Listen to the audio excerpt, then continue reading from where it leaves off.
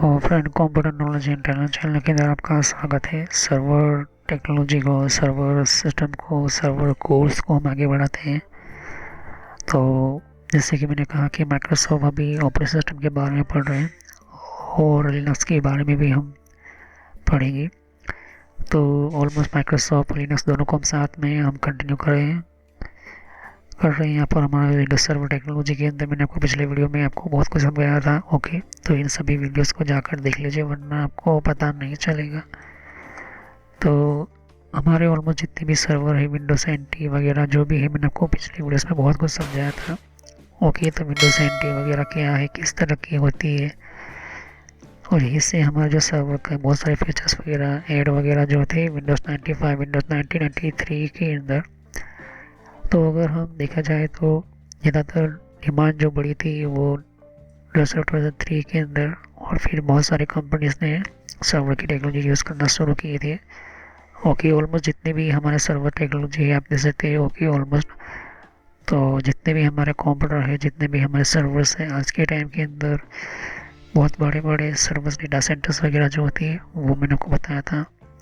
Windows server version 8 जो लोग use करते हैं उसके बारे में इंट्रोडक्शन में दिया था। जिनको यूज़ करना होता है वो भी आप यूज़ कर सकते हो। ओके, तो डिपेंड करता है आपके ऊपर और आपको किस तरह से रिमोट टेक्नोलॉजी या फिर रिमोट सर्वर टेक्नोलॉजी, आपको फॉल्ट टॉलरेंस वगैरह और भी बहुत कुछ आपको ये चीज़ देखनी होती है।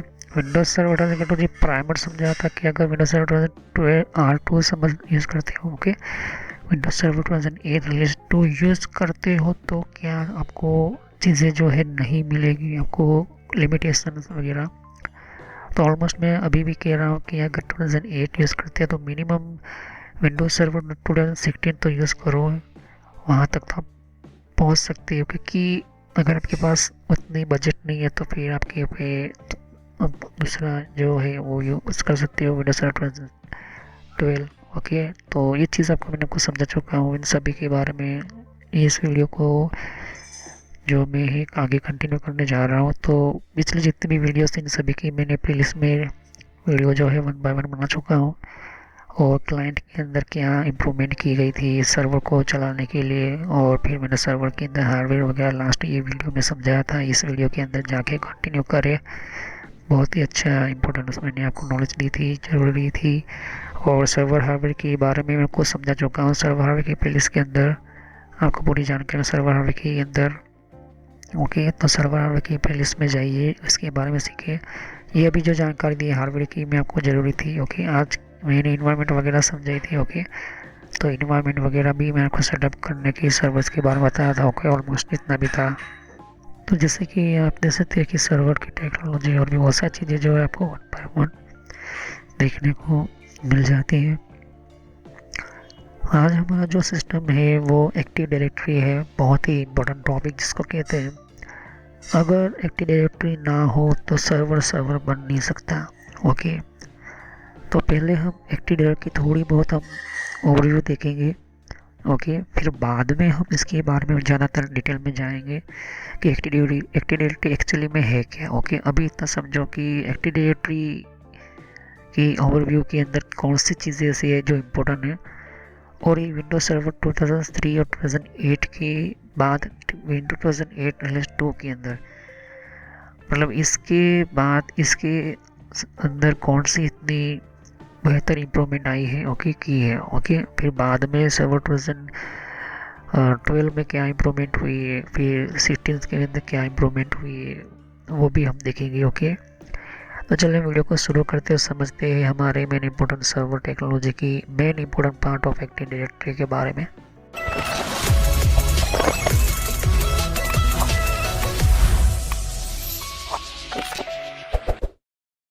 तो friend, computer knowledge internal channel के अंदर मैं वीडियो शुरू करने से पहले मेरी चैनल की आपकी पूरी जानकारी देना चाहता हूँ। तो यहाँ पर हमें आपको समझाने के लिए मैं यूट्यूब के ऊपर क्लिक करता हूँ, और आपको इस चैनल पर कैसे विज़िट करना है। तो यहाँ पर आपको यूट्यूब पर आना है। यूट्यूब पर आने के बाद आपको यहाँ पर सर्च करना है, आपको लिखना है computer knowledge and trainer. Okay, तो यहाँ पर अब आप लिखोगे यहाँ पर, तो फर्स्ट नंबर पर ही मेरी चैनल आ जाएगी। तो ये मैं इसलिए बता रहा हूँ क्योंकि मेरा जो पुराना जो नेम था उसको मैंने बदल कर ये नया नेम रखा हुआ है। तो ये जो मैंने नेम इंटर करके आपको सर्च करना है, मोबाइल है तो मोबाइल में भी इस तरह से आपको लिखना है। तो देख सकते हो मेरा चैनल आ चुका है यहाँ पर। ओके, ये चीज़ मेरी आपको समझाना चाहता हूँ। तो यहाँ पर ये जो है ये मेरा चैनल के ऊपर क्लिक किया, ये पुराना नेम है। ओके, और यहाँ पर आपको सब्सक्राइब पर आना है। सब्सक्राइब पर आने के बाद क्लिक करना सब्सक्राइब पर और ऑल पर क्लिक कर दीजिए ताकि नई वीडियो की जानकारी पहले आपको मिले। यहाँ पर प्लेलिस्ट पर क्लिक करना है। देख सकते हो मेरी बहुत सारी प्लेलिस्ट मैंने आपको समझाने के लिए, बताने के लिए, कंप्यूटर को एडवांस सिखाने के लिए ये मैंने आपको बताई हुई है। तो जितने भी आपके सामने सर्वर की टेक्नोलॉजी जो है, सिस्टम्स है, आपको बताने के लिए ये चीज़ें आपको देखने को। तो अगर आपकी कंप्यूटर के बारे में कुछ भी पता नहीं है तो बेसिक शुरुआत कीजिए, फिर आप विंडोज़ बेसिक से फिर आप माइक्रोसॉफ्ट के ऑफिस के अंदर सीखिए, फिर यहाँ पर हार्डवेयर के बारे में सीखिए तो और आपकी स्किल डेवलप होगी। थोड़ी आवाज़ के लिए थोड़ी प्रॉब्लम हो सकती है, लेकिन आवाज़ का थोड़ा प्रॉब्लम आप समझ लेना। नेटवर्क के अंदर आप देख सकते हैं कि नेटवर्क के अंदर भी आपको पूरी जानकारी मिलेगी, नेटवर्क क्या है, नेटवर्क कैसे यूज़ होता है, कंप्यूटर के नेटवर्क की अच्छी तरह से जानकारी नहीं देख सकते हो। और विंडो 8 और 8.1 क्या है, विंडो 8.1 किससे काम करता है, मैंने आपको ये भी बताया था। ओके, तो ये ऑलमोस्ट सभी चीज़ें आपको देखने को मिलती है। एडवांस में आपको भी यहाँ पर देख सकते हो कि सिस्को की आपको नॉलेज लेनी होगी। अगर आपके सिस्टम्स के अंदर नेटवर्क से भी आगे जाना चाहता है, आपको जाना है नेटवर्क से भी आगे जाना है, तो फिर आपको सिस्को की ये जो है कोर्स को स्टार्ट करना है। और मैं video time to time upload करता रहता हूँ। ओके, फिर आपको सर्वर सीखना है तो सर्वर का बेसिक ये प्लेलिस्ट देखना बहुत ही ज़रूरी है। सर्वर की बेसिक के अंदर भी मैं video time to time upload करता रहता हूँ। सर्वर की बेसिक के पहले आपको यहाँ पर हार्डवेयर फायरवॉल देखना है। तो हार्डवेयर बेस्ड फायरवॉल क्या है, हार्डवेयर बेस्ड फायरवॉल की टेक्नोलॉजी क्या है, ये सिस्टम सीखना ज़रूरी है क्योंकि सिक्योरिटी के लिए आपको हार्डवेयर बेस्ड फायरवॉल और कंप्यूटर एथिकल हैकिंग ये दोनों मैं समझा रहा हूँ। तो हार्डवेयर बेस्ड फायरवॉल इसकी भी video time to time upload करता रहता हूँ आपके लिए। तो इन सभी जो है जानकारी लीजिए, फिर बाद में ये सर्वर सीखे। तो सर्वर के ऊपर क्लिक करता हूँ और देख सकते हैं कि सर्वर की जो बेसिक जितनी भी प्लेलिस्ट के अंदर वीडियो है वो बेसिक आप समझे, उसके बिना जो है सर्वर आप समझ नहीं पाओगे। सर्वर की टेक्नोलॉजी, सर्वर का बेसिक, सर्वर का नॉलेज, सर्वर का सिस्टम्स, हर चीज़ जो है मैंने आपको समझाने की एडवांस लेवल पर समझाने की कोशिश की है। ओके, तो सर्वर के बाद ये चीज़ देखने के बाद जिनको विंडोज सर्वर वर्जन 8 समझना है, विंडोज सर्वर वर्जन 12 समझना है, तो विंडोज सर्वर वर्जन 12 की भी video time to time upload करता रहता हूँ। ओके, ये विंडोज सर्वर वर्जन 12 की प्लेलिस्ट है।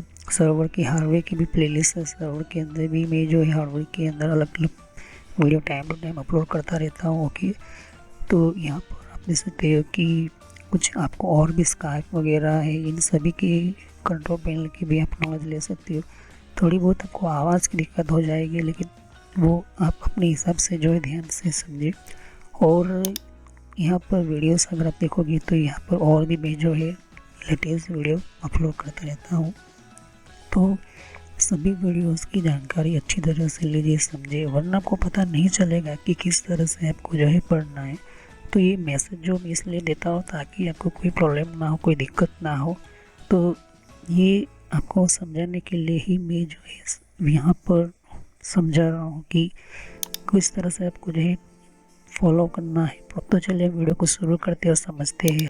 तो एक्टिव डायरेक्टरी को ऐसा समझो कि कोई भी टेक्नोलॉजी हो, XYZ, जैसे कि हमारा प्रिंट सर्वर हो गया, हमारे ऑपरेटिंग सिस्टम्स हो गए, हमारे क्लाइंट हो गए, बहुत सारे कंप्यूटर एक दूसरे के साथ कम्युनिकेशन कर रहे हैं, हमारा वेबसाइट हम ओपन कर रहे हैं, हमारा कोई भी गाना सुन रहे हैं, हम कोई भी यूट्यूब देख रहे हैं, हम कोई भी फेसबुक यूज़ कर रहे हो, जो जितना भी सर्वर जो सर्विसेज शेयर कर रहा है या सर्विसेज चला रहा है वो एक्टिव डायरेक्टरी के कारण ही चल रहा है। ये एक्टिव डायरेक्टरी के अंदर सर्वर का पूरा मेन डेटा होता है। और हैकर जो होता है, अगर किसी को पूरी सिस्टम को डैमेज करना है, नेटवर्क को डैमेज करना है, तो उसके अगर हाथ में एक्टिव डायरेक्टरी का पूरा डेटा हाथ में आ गया तो समझ लो कि पूरा सर्वर को क्रैश कर सकता है, पूरे सिस्टम को क्रैश कर सकता है। एक एग्जाम्पल के तौर पर कहूँ कि अगर NSA बोल लो, तो NSA का पूरा इंटरनेट, पूरा नेटवर्क डैमेज करना है ना, फिर यू कहो कि कोई भी ऐसी सिस्टम जो काफ़ी इम्पोर्टेंट हो, तो एक्टिव डायरेक्टरी को अगर डैमेज किया तो पूरा NSA जो है ख़त्म हो जाएगा। उसी तरह से हम IBM कंपनी की बात करते हैं। IBM कंपनी कोई भी सर्वर यूज़ करो, फेसबुक को पूरा ख़त्म करना है या इसको डैमेज करना है, तो इसको एक्टिव डायरेक्टरी के अंदर ही जो है पूरा वो टारगेट करता है। कोई भी सर्वर टेक्नोलॉजी, सर्वर इंजीनियर होता है, वो एक्टिव डायरेक्टरी उसके लिए बहुत इंपॉर्टेंट होती है। तो एक्टिव डायरेक्टरी के अंदर यूज़र के डेटा होते हैं, एक्टिव डायरेक्टरी के अंदर डोमेन की पूरा डेटा होते हैं, एक्टिव डायरेक्टरी के अंदर प्रिंटर के डेटा होते हैं, ग्रुप के डेटा होते हैं, पूरा जो पॉलिसी होती है वो एक्टिव डायरेक्टरी के अंदर ही स्टोर होती है। पूरा सर्वर जब बनता है, सर्वर अगर विंडोज सर्वर 2008 या विंडोज सर्वर 2003 हो या विंडोज 2008 रिलीज 2 हो या विंडोज सर्वर 2012 हो या कोई भी सर्वर हो, हर सर्वर में ये एक्टिव डायरेक्टरी हमेशा मेन इम्पोर्टेंट होती है। ओके, क्योंकि ये खास तरह की प्रोग्रामिंग स्क्रिप्टिंग होती है। ये विंडोज़ NT से भी पहले जो है खास तरह की प्रोग्रामिंग बनी, और यही एक्टिव डायरेक्टरी प्रोग्रामिंग, उसका यही फैसिलिटीज़ जो है सर्वर को सर्वर बनाती है। तो अगर ये चीज़ जब तक एंटर नहीं करोगे ना, तब तक DNS सर्वर बनेगा ना, DHCP बनेगा, ना ही कोई प्रोटोकॉल्स बनेगी। वो सिर्फ ऐसा समझ लो कि छोटा मोटा कंप्यूटर ही गिना जाएगा, भले ही आप कोई भी इतना बड़ा सर्वर क्यों ना यूज़ कर लो। तो एक्टिव डायरेक्टरी क्या है? एक सेंट्रलाइज डिवाइस है। सेंट्रलाइज ऐसा समझ लो कि सेंट्रलाइज डेटा है। ओके, ऐसा समझ लो कि पूरा सर्वर का सिर है ये एक्टिव डायरेक्टरी। ओके, सर्वर के ऑपरेटिंग सिस्टम का ये ब्रेन है, ऐसा समझ लो। ऑलमोस्ट जितना भी काम हो, सर्विसेज, ग्रुपिंग, पॉलिसी, XYZ जो भी सेटिंग्स वगैरह हो, ये एक्टिव डायरेक्टरी की इम्पोर्टेंट डेटा ही ये जो है सर्वर को सर्वर बनाता है। तो कोई भी आप सर्वर ले लो, चाहे वेब सर्वर हो, डेटा सेंटर हो, चाहे वो सर्वर के ऊपर सर्वर हम लगाते हैं, सभी के अंदर एक्टिव डायरेक्टरी की डेटा होती है। ओके, और सभी को एक ग्रुप में, अगर हम सर्वर के ग्रुप्स बनाते हैं कि सर्वर 1, सर्वर 2, सर्वर 3, सर्वर 4, इस तरह से अब 2 सर्वर कनेक्ट किए या 6 सर्वर या 500 सर्वर कनेक्ट किया, 600, सभी के अंदर एक्टिव डायरेक्टरी इंस्टॉल होती है, सभी की एक्टिव डायरेक्टरी की ग्रुपिंग सिस्टम्स होती है। अगर इसको कुछ भी हुआ, अगर एक्टिव डायरेक्टरी को कुछ भी डैमेज होता है, खराब होती है, और आपके पास कोई भी बैकअप है ही नहीं एक्टिव डायरेक्टरी, जो कि ऐसा कोई भी सर्वर इंजीनियर नहीं करता है, हमेशा इसकी बैकअप सिस्टम होती ही है।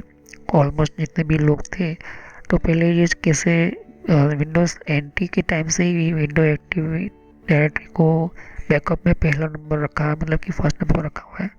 लेकिन अगर मान के चलो कि है ही नहीं इसका बैकअप आपके पास, तो समझ लो पूरा आपका डेटा लॉस हो जाएगा, आपका पूरा सर्वर ही पूरा ख़त्म हो जाएगा। ओके, तो जितने भी सर्वर जो होते हैं, जितने भी टेक्नोलॉजी होती है, वो एक्टिव डायरेक्टरी पर होते हैं। अब इसको डिटेल में आपको समझाऊंगा कि एक्टिव डायरेक्टरी है क्या और भी, लेकिन अभी हम समझते हैं कि 2003 2008 उसको अच्छी तरह से किस तरह से बनाया गया। 2008 रिलीज 2 के अंदर इसमें क्या चेंजेस है।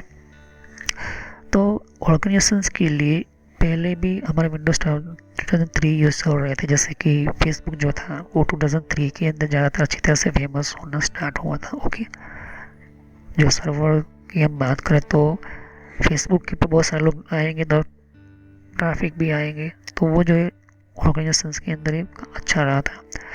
लेकिन विंडोज 8 की हम बात करें तो वो इन्वायरमेंट के अंदर इस ज़्यादातर अच्छा यूज़ होगा। लेकिन माइग्रेटिंग टू विंडो 8 क्यों किया गया है यहाँ पर? क्योंकि एक्टिव डायरेक्टरी फंक्शनलिटी में प्रोवाइड करता है एक्सेस ज़्यादातर एडिशनल सर्वर कैपेबिलिटीज़ होगी। कुछ सर्वर ऐसे होते थे कि जो सर्वर मेन प्राइमरी सर्वर हो गया, सेकेंडरी सर्वर हो गया, RODC सर्वर हो गया, FTP सर्वर हो गया, बैकअप सर्वर हो गया, तो कुछ जैसे सर्वर आगे बढ़ते थे तो वो जो एक्टिव डायरेक्टरी जो है वो सपोर्टेबल नहीं करती थी 2003 और 8 में, क्योंकि कभी कभी जो है सर्वर जो है वो कम्युनिकेशन के हिसाब से जो है वो डैमेज होते थे, वहाँ फिर कोई भी कह सकते हो कि कुछ ऐसे रिप्लाई नहीं कर देती, रिस्पॉन्स नहीं देते थे।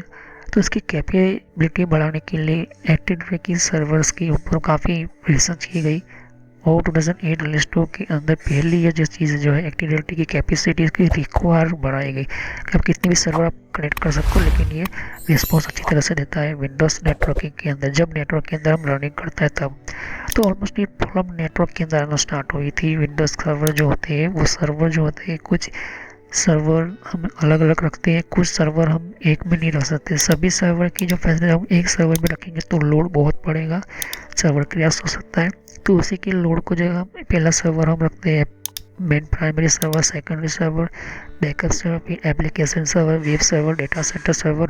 उस तरह से जो है हम अलग अलग फंक्शंस में हमारा सर्वर रखते हैं। ओके, तो ये टेक्नोलॉजी जो है ये विंडोज सर्वर 2003 से चलते आए, लेकिन उसके अंदर थोड़ा बहुत जो प्रॉब्लम ज़्यादातर फंक्शनल में आने लगा था। ओके, तो उसको जो है हर सर्वर को एक दूसरे के साथ जो है डेटा को शेयर करनी ज़रूरी होती है। ओके, अगर वो डेटा शेयर करने में थोड़ी बहुत भी टाइमिंग लगती है तो वो सर्वर जो है आगे डेटा भेजने के लिए जो है वो अप्रूव मतलब कि उसका रिस्पॉन्स नहीं करता। तो उसी के अंदर जो है एक्टिव डायरेक्टरी को काफ़ी रखा गया, उसके अंदर NLB ऐड किया गया। ओके, NLB ऐड किया गया। NLB का मतलब होता है कि नेटवर्क लोड बैलेंसर भी दे सकते हो। फिर DNS को अच्छी तरह से बनाया गया। फिर DHCP का भी एक इम्प्रूवमेंट पार्ट एक मैं आपको आगे समझाऊंगा। इसको RODC सर्वर भी आप देख सकोगे। RODC भी जो है वो 2003 के अंदर शुरुआत हुई थी, लेकिन 2008 के अंदर भी बेहतर बनाया गया। लेकिन ज़्यादातर RODC को 2008 लिस्टों के अंदर इम्पोर्टेंस रखा गया है। RODC क्या है? रीड ओनली डोमेन सर्वर, हर सर्वर इंजीनियर्स को रखना चाहेगा।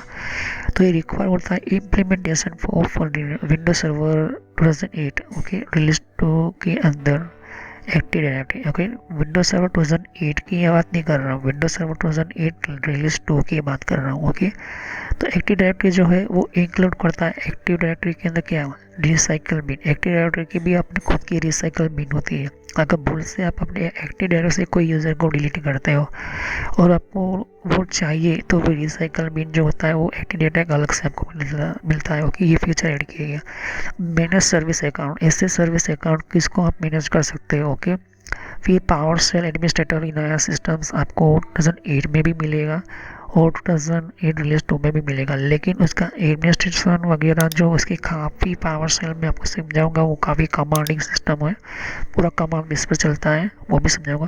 फिर होता है offline domain. Okay, offline domain क्या होता है कि अगर आपका सर्वर ऐसा समझ लो कि कोई दूसरा सर्वर है और एक सर्वर है आपका ऑनलाइन, तो ऐसे सर्वर के अंदर जो होती है वो जॉइंट कैपेबिलिटी रखने के लिए पॉपुलर सॉल्यूशन जो होता है वो अगर कम्युनिकेशन में अच्छा माइग्रेशन मतलब कि कम्युनिकेटिंग ट्रांसफरिंग अच्छी होगी, कम्युनिकेटिंग अच्छी रिस्पॉन्सिबिलिटी अच्छी होगी, जो सर्विसेज को बंद ना रखें, कंटिन्यूसली जो है रखें। तो अगर आप डोमेन को ऑफलाइन भी करोगे, जैसे कि मान के चलो कि मेरा कोई 2 वेबसाइट चल रही एक ही सर्वर के अंदर, एक ही मान के चलो facebook.good.com और दूसरा है facebook.meetme.com, ऐसा समझ लो। तो facebook meetme ही डोमेन जो है, ये डोमेन का जो वेबसाइट है वो मुझे ऑफलाइन करना है, मुझे बंद करना है। मेरा सर्वर चलता रहे लेकिन मेरा सर्वर जो है बंद ना होना चाहिए, पावर भी ऑन होना चाहिए, ऑपरेटिंग सिस्टम भी चलना चाहिए, इंटरनेट भी आना चाहिए। लेकिन वो दूसरा वाला जो वेबसाइट जो है वो बंद कर देना चाहता हूँ थोड़े टाइम के लिए, तो मैं ऑफलाइन करना चाहता हूँ, तो ये जो है कैपेबिलिटी करता है। दूसरा, इसको इस तरह से कह सकते हो कि कुछ ऐसे डोमेन हम रखते हैं, DNS डोमेन वगैरह रखते हैं, तो अगर मैंने ऑफलाइन रखा हुआ है और कोई भी DNS जो बनता है, तो देखिए ऐसा समझो पहले क्या होता था, सर्वर के अंदर कोई भी आपको चलाना है, कोई भी डोमेन लेना है कोई भी, तो उसको रिस्टार्ट करना पड़ता, बार बार रिस्टार्ट करना पड़ता था। रिस्टार्ट का मतलब होता है कि अगर मैंने DHCP सर्वर बनाया है तो सर्वर एक्टिविटी एंटर की है, फिर मैंने बहुत कुछ किया, अब मुझे कोई नया सिस्टम जो है बना चुका हूँ और मैं उसके अंदर बहुत सारे लोग इन पर काम कर रहे हैं। ओके, अगर मैं रिस्टार्ट करूँगा सर्वर को तो बहुत सारे लोगों की जो है बहुत यूँ कहे कि प्रॉब्लम हो जाएगी, बहुत सारे लोगों की जो है डेटा का जो है किसी का डेटा जो है आधा अधूरा ट्रांसफ़र होगा, किसी का डेटा करप्ट हो जाएगा, किसी का जो है ऑफलाइन वगैरह होगा, तो ऐसा ना हो। तो सर्वर 2008 और 2008 रिलीज 2 में बेहतर तरीके से ऑफलाइन डोमेन का आप सिस्टम बना सकते हो बिना सर्वर को बंद किए, बिना सर्वर को रिस्टार्ट किए। रिस्टार्ट करना पड़ता है विंडोज सर्वर 2003 को और 2008 को। 2012 इसको भी रिस्टार्ट करना पड़ता है, लेकिन 3 कैपेसिटीज़ के अंदर। पहला तो जब हम डोमेन इंस्टॉल करते हैं, मतलब कि एक्टिव डायरेक्टरी एंटर करते हैं तब। दूसरा कि हम जब कुछ इस एक्टिव डायरेक्टरी में चेंजेस करते हैं तब। और तीसरा जो होते हैं कि अगर आपको खास तरह की सेटिंग्स वगैरह होती है उसके अंदर होती है। लेकिन जैसे वो होता है उसके बाद आप ऑफलाइन भी कर सकते हो बिना सर्वर को बंद किए होगी। तो आप जो है ऑटोमेटिकली ऑनलाइन पर भी ऑफलाइन का जो है काम कर सकते हैं। ओके, पॉपुलर सॉल्यूशन ये बहुत ही काफ़ी काम होता है। ओके, तो मान के चलो कि तीसरे सर्वर में मुझे जो है इस डोमेन को ऑफ करना, इसका मेंटेनेंस का काम शुरू हो चुका है। ओके, तो मुझे ऑफलाइन करूँगा, तो ऑफलाइन करूँगा तो मैं ये सर्वर हो गया तीसरे नंबर का ऑफलाइन। दूसरे बाकी जो सर्वर जो है चले गए हैं। तो वेबसाइट को मैं अगर मैं इसको शट डाउन करता हूँ तो पूरे प्रॉब्लम हो सकती है। जैसे मैं ऑफलाइन करता हूँ ये सर्वर तो चलता रहेगा, लेकिन वहाँ से एक मैसेज चलता जाएगा। जैसे आपने देखा होगा 4004 होता है, 301 होता है, आपके ब्राउज़र में क्या होता है, क्योंकि आप ऑफलाइन चल गए हो। ओके, तो जो क्लाइंट या रिक्वेस्ट रिस्पॉन्स भेजता है वो एक्टिव डायरेक्टरी ही भेजता है। ओके, तो एक्टिव डायरेक्टरी एक सेंट्रलाइज्ड डिवाइस होता है जो रिक्वेस्ट के हिसाब से सर्वर आपको रिप्लाई भेजता है। ओके, अगर इसने वेबसाइट ओपन करने की कोई तो वो वेब सर्वर के पास जाएगी। अगर इसने फाइल ट्रांसफ़र करना तो एफटीपी सर्वर के पास जाएगा। अगर इसने कोई यूज़र को एक्सेस करने का तो वो main primary user and group की सर्विस के पास जाएगी, उस तरह से मिलेगा। अगर इसने प्रिंटिंग दी तो प्रिंटर सर्वर के पास जाएगा, प्रिंटर प्रिंट निकालेगा। अगर इसने कोई रिमोट एक्सेस करने की कोशिश की इस क्लाइंट को तो फिर वो जो रिमोट एक्सेस करने को मिलेगा। अगर इसको किसी और को फाइल देना है, उसकी कॉपी भी इसके पास चली जाए तो वो एफटीपी सर्वर को यूज़ करेगा। जैसे रिक्वेस्ट भेजेगा उस तरह से सर्वर जो है रिस्पॉन्स करेगा और रिप्लाई करेगा और एक्शन करेगा। तो वो कैपेबिलिटी कौन करवाता है? एक्टिव डायरेक्टरी ही करवाती है। ओके, तो एक्टिव डायरेक्टरी हमेशा ये मेन इम्पोर्टेंट चीज़ होती है। तो जैसे एक्टिव डायरेक्टरी की हम बात करें तो हमारा फॉर्चुनेटली जो ऑर्गेनाइजेशन होती है वो हमेशा पहले से 2003 और 2008 यूज़ कर रहे थे। लेकिन कुछ ऐसे हार्ड पार्ट होते हैं, मतलब कि हार्ड इम्पोर्टेंट पार्ट होते हैं जिसको एक्टिव डायरेक्टरी इम्प्लीमेंट करने की उसकी प्रोसेस की ज़रूरत ही पड़ गई। अब ऐसा क्यों? समझो, सेंट्रलाइज डिवाइस जो होता है वो सर्वर को जो है वो क्या करता है, रिक्वेस्ट भेज सकता है। ओके, लेकिन रिस्पॉन्स कैसे भेजना है, किस तरह की रिक्वेस्ट पर, वो एक्टिव डायरेक्टरी ही तय करती है। वो सर्वर ही ऑपरेटिंग सिस्टम को जो ब्रेन कह सकती हो, ऑपरेटिंग सिस्टम का जो सोचने का काम है सर्वर का, सर्वर के अंदर, तो वो एक्टिव डायरेक्टरी ही करती है। ओके, ऑलमोस्ट जितने भी आप पॉलिसी वगैरह एंटर करते हैं, जो भी करते हैं इसी के अंदर ही स्टोर होती है। तो ऑलमोस्ट जितने भी रिस्पॉन्स मिलेगी वो सर्वर देता है। आप कहते हो सर्वर देता है, लेकिन एक्चुअली में वो एक्टिव डायरेक्टरी ऑपरेटिंग सिस्टम ही देती है। ओके, तो जब इफिशिएंटली विंडोज सर्वर 2008 यूज़ हुआ था तो एक्टिव डायरेक्टरी ऑर्गेनाइजेशन की जो स्ट्रक्चर जो थी तो वो क्रिएट किया, और उसके साथ बहुत सारे 2003 जैसे कि फॉरेस्ट टेक्नोलॉजी मैं समझाऊँगा। तो 2003-8 के अंदर फॉरेस्ट टेक्नोलॉजी जो है वो यूज़ कर सकते हो। डोमेन ट्री यूज़ कर सकते हो, डोमेन ट्री क्या होती है वो भी समझ सकते हो। ये डोमेन्स वगैरह भी ऑर्गेनाइज कर सकते हो, मतलब कि google.com लिखा, फिर google.com इन लिखा, google.com org लिखा, google.com.edu लिखा, google.com। तो गूगल क्या है, गूगल ने इतने सारे डोमेन बनाए हैं, इतने सारे। तो ये क्या है, ये डोमेन ट्रीज होते हैं। ओके, एक ही डोमेन की सब डोमेन, बहुत सारे डोमेन। तो ये चीज़ें जो है सर्वर 2008 रिलीज 2 में भी मिलेगी, 2008 में भी मिलेगी। लेकिन ज़्यादा से ज़्यादा जो ऑर्गेनाइजेशन यूनिट साइज ग्रुप सारे इसके अंदर काफ़ी बेहतर एक्टिव डायरेक्टरी के सपोर्टेबल हुए। ओके, अच्छी तरह से जो मैनेजेबल हुए। ओके, ऐसा क्यों? क्योंकि अगर ध्यान से देखोगे कि हर सर्वर की टेक्नोलॉजी अपने अपने हिसाब से चलती है, अपने अपने हिसाब से उसकी आइडेंटिटी होनी चाहिए। अगर मैं कोई भी इंडिया की वेबसाइट ओपन करता हूँ तो .in लिखा हुआ होता है। ओके, अगर हम .com लिखेंगे तो amazon.com लिखेंगे तो सीधा हमारा डॉलर पर चला जाएगा। डॉलर पर हमें पता ही नहीं चलेगा कि $1 का कितना पार्ट होता है। ओके, तो $1 का अभी 80 रुपये 82 रुपीज़ चल रहे हैं। लेकिन अगर मुझे इंडिया की वेबसाइट ओपन करना है तो आप लिखोगे amazon.in लिखोगे तो Amazon.in क्या है, इन मतलब का मतलब इंडिया है, तो वो डोमेन ट्रीज में चला जाएगा। ओके, डोमेन ट्रीज में रिक्वेस्ट चली जाती है, वो सब कौन करवाता है और एक्टिव ऑर्गेनाइजेशन स्ट्रक्चर करता है। ओके, और ये इसी स्ट्रक्चर के अंदर फॉरेस्ट डोमेन इस तरह से इसको बनाया गया है। ओके, मैं आगे जाके अच्छी तरह से समझाऊंगा, लेकिन ऐसा समझो कि सर्वर 2003 और 8 के अंदर 2008 रिलीज 2 के अंदर एक्टिव डायरेक्टरी को काफ़ी बेहतर बनाया गया है। ओके, तो सेंट्रलाइज डिवाइस होने के साथ साथ बहुत सारी ऑर्गेनाइजेशन स्ट्रक्चर काफ़ी बहुत यूज़ हुई, और 2003 और 2008 मुकाबले ज़्यादातर 2008 रिलीज 2 काफ़ी ज़रूरी हो चुकी थी।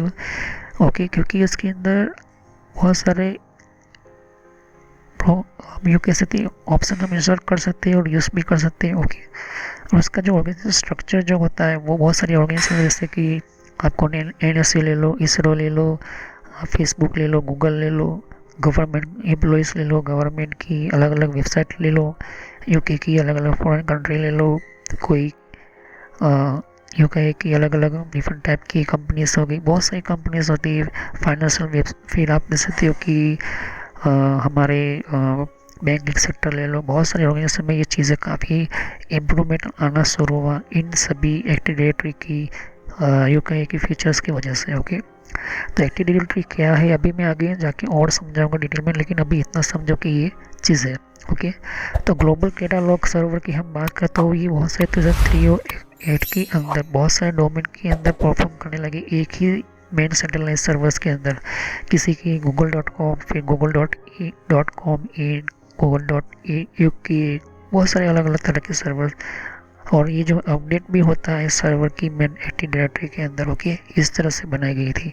तो अगर फीचर्स में अगर आपको कोई उस सिस्टम को एंड करवाना है या फिर चेंज करवाना है, तो उस एक्टिव डायरेक्टरी के अंदर थोड़ा बहुत चेंजिंग करके आप सेटिंग्स को चेंज करके आप बना सकते हो। ओके, और इम्प्रूवमेंट करना है या फिर उसके अंदर मॉडिफिकेशंस करना है, चेंजिंग करना, थोड़ा बहुत आपको सेटिंग्स वगैरह चेंज, तो एक्टिव डायरेक्टरी जो अलाउ करती है, परमिशन करती है, बिना सर्वर को ऑफलाइन किए, बिना सर्वर को पावर ऑफ किए बगैर। ओके, तो गूगल 24 घंटे कैसे ये सर्विस देती है, 24 घंटे वेबसाइट ओपन होती है 24 घंटे, तो इसी सर्वर्स के कारण, इसी सर्वर की एक्टिव डायरेक्टरी के कारण। तो यहाँ से हमारा जो है विंडोज सर्वर्स की एडिशन शुरू होती है, यहाँ से हमारा विंडोज सर्वर 2008 रिलीज 2 का इंस्टॉलेशन शुरू होगा, फिर बाद में हमारा सर्वर का जो है यूके की सिस्टम ऑन होगा। ओके, तो पहले हम एडिशन के बारे में समझेंगे, वो भी प्रैक्टिकल के साथ। ओके, तो यहाँ से हमारा प्रैक्टिकल भी शुरू होगा। तो सब्सक्राइब करो, लाइक करो, बेल आइकन पर क्लिक करना ना भूलो। अगर कोई भी क्वेश्चन है तो आप मुझे कमेंट कर सकते हो। तो thanks for watching my video, have a nice day. हम यहीं से शुरू करेंगे। तो सभी जितने भी वीडियो एक्टिव डायरेक्टरी की मैं बात कर रहा हूँ, तो एक्टिव डायरेक्टरी को मैं आगे जाके अच्छी तरह से समझाऊंगा। ओके, अभी तो इतना समझो कि एक्टिव डायरेक्टरी जो है वो मेन पार्ट ऑफ सिस्टम से, ओके, सर्वर का, चाहे फिर लिनक्स सर्वर हो या फिर विंडोज सर्वर हो, कोई भी सर्वर हो, एक्टिव डायरेक्ट डोमेन मतलब डोमेन कंट्रोल बोलो, डोमेन सिस्टम बोलो या डोमेन सर्विस बोलो, यही से इसी से शुरू होता है। अगर ये नहीं है तो आपका सर्वर बनेगा ही नहीं। ओके, तो thanks for watching my video, have nice day. हम नेक्स्ट वीडियो में यहीं से शुरू करेंगे और यहीं से हमारा प्रैक्टिकल भी शुरू हो जाएगा। ओके, तो पहले हम देखेंगे कौन कौन से अलग अलग तरह की हमारी रिक्वायरमेंट है, सिस्टम्स है। ओके, तो पहले तो हम एडिशन के बारे में समझेंगे। ओके, एडिशन कौन कौन से ये भी समझेंगे और फिर सिस्टम्स के बारे में आगे जानेंगे। ओके, तो थैंक यू। जैसे तो कि यहाँ पर और भी एक जैसे कि विंडो 10 के लिए भी अलग मैंने प्लेलिस्ट बना रखी हुई है। तो विंडो 10 के अंदर भी आप अलग अलग तरह की इन्फॉर्मेशन, जैसे तो कि विंडोज 10 के अंदर भी, तो विंडो 10 की भी आपको जानकारी मिलेगी यहाँ पर, डिफरेंट डिफरेंट टाइप की अलग तरह की विंडो 10 की यहाँ पर सीरीज है।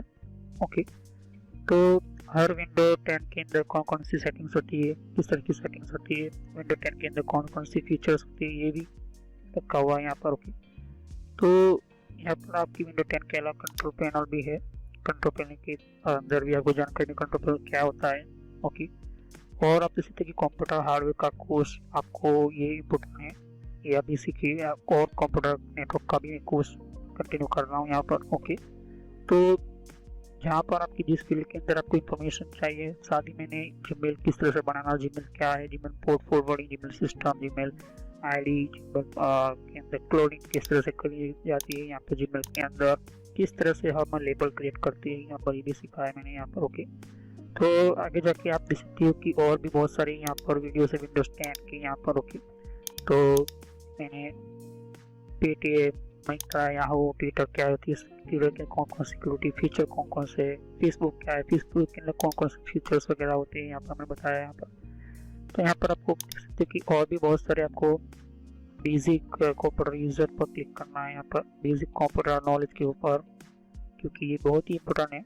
और जब तक अपना आपको कोई कंप्यूटर की नॉलेज नहीं तो आप बेसिक पे ही स्टार्ट कीजिए। ओके, तो ये इम्पोर्टेंट है आपके लिए।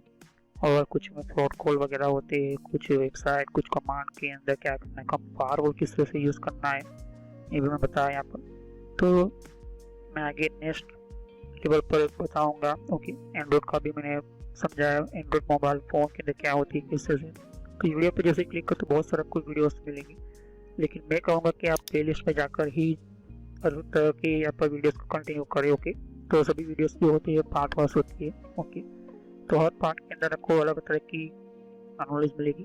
ओके, और कोई भी क्वेश्चन होता है आप मुझे कर सकते हो। अभी ये जो मेरा नेम है वो पुराना नेम है क्योंकि मैंने रखा हुआ है, लेकिन जो रियल नेम है आपको इस तरह से सर्च करना है यूट्यूब की प्लेलिस्ट के अंदर, आपके मोबाइल के अंदर, और आपके कंप्यूटर के अंदर भी आप यूट्यूब चलाते हो तो इस तरह से आपको कंप्यूटर नॉलेज ट्रेनर यही नाम एंटर करना है। लेकिन मैं पुराना नाम इसलिए रखा हुआ है क्योंकि आपको पता चले कि ये दोनों चैनल एक ही है मेरी। ओके, तो thanks for watching my video. Have nice day. Next time I will continue new topic, मैं नए कंप्यूटर में कंटिन्यू करूँगा। ओके, तो थैंक यू।